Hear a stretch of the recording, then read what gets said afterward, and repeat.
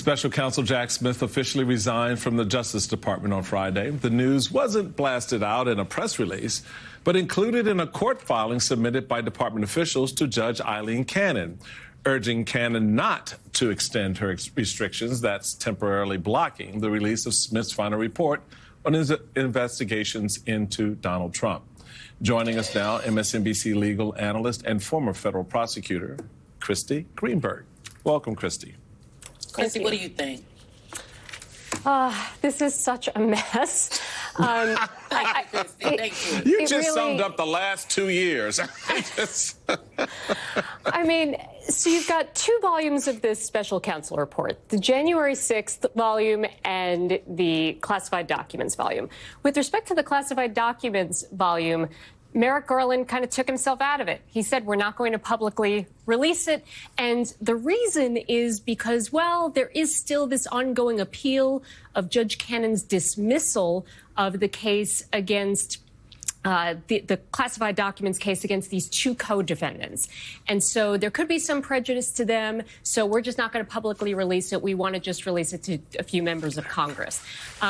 I mean, that's absurd. In a week from now, Trump's Justice Department is going to dismiss that appeal. And so why don't we just drop that appeal now and go ahead and release the classified documents report to the public? That's something that the public, I think, is entitled to see from an incoming president who's going to be charged with, once again, protecting the nation's secrets. So that piece was confounding to me, that DOJ made that decision. As to the January 6th report, I mean, Judge Cannon has no jurisdiction over this case, right? It's on appeal to the 11th Circuit with respect to those 2 co-defendants. She's got no skin in the game. And yet these co-defendants know if they want something done for Donald Trump, you go to Judge Cannon. So that's what they did. She halted the report, despite the fact that January 6th was not her case, halts the report for 3 days after the appellate court can look at it. Appellate court looks at it on Thursday and says, yeah, you can go ahead and release this, no problem. But they didn't kind of do the belt and suspenders of also vacating her order. So the co-defendants go back to Judge Cannon and they say, hey, why don't we have a hearing, which we know she loves to do. And she knows she's got 8 days until Donald Trump takes over, and these reports would never see the light of day. So what is she doing? She's doing what she needs to do. Like, she's like a real housewife who got the assignment. She's trying to create a storyline for herself for this week to be able to create drama, to be able to make sure to punt this until he can come in and try and bury it. Hopefully, the 11th Circuit stops it.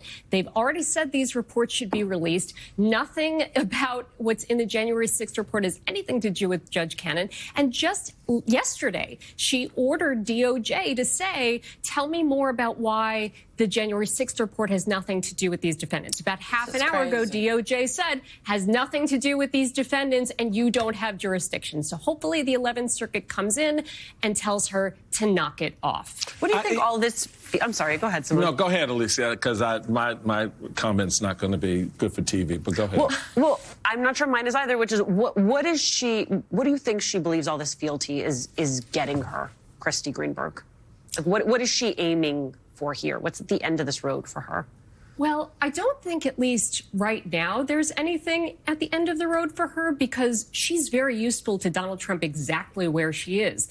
Where Mar-a-Lago is, she's pretty much the only game in town. The cases generally get wheeled out to her. There aren't that many other judges in that division. So I think for right now, she will be where she is, but she's clearly aiming higher. She's aiming either for the 11th Circuit Court of Appeals or maybe even to the Supreme Court. Again, I don't see that in her immediate future, but that's clearly the goal here, to curry favor. I mean, again, I hate to say that about a judge, but we have seen this movie time and time again from her, where every time she goes wildly outside of the law. I mean, her rulings are lawless. She defied 150 years of precedent in saying that the special counsel was improperly appointed. I mean, all of her rulings in this case were so outside the bounds of law and always in Donald Trump's favor. So at some point, you need to call a spade, and you need to say something else is afoot here.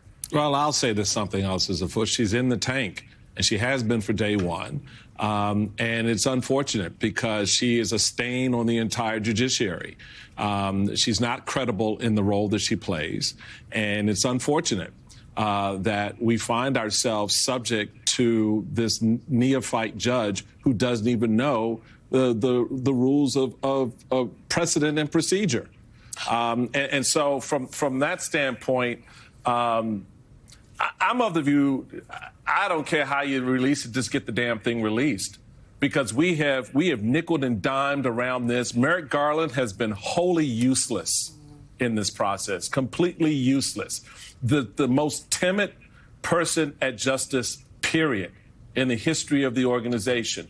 Even in this hour, in the face of everything else, knowing what happens on January 20th. Well, I don't know if we should put this out because nothing's coming of this because it's all gone at 12:01 next Monday.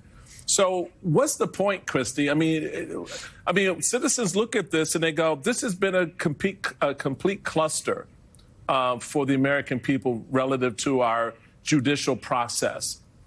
How do you restore that faith? Where do we begin to get back this idea that our judiciary, particularly since Donald Trump is going to stack it with more judge canons, is impartial and a place where you can go and have those scales balanced in a way in which you can receive some justice, or that we can at least see it in working?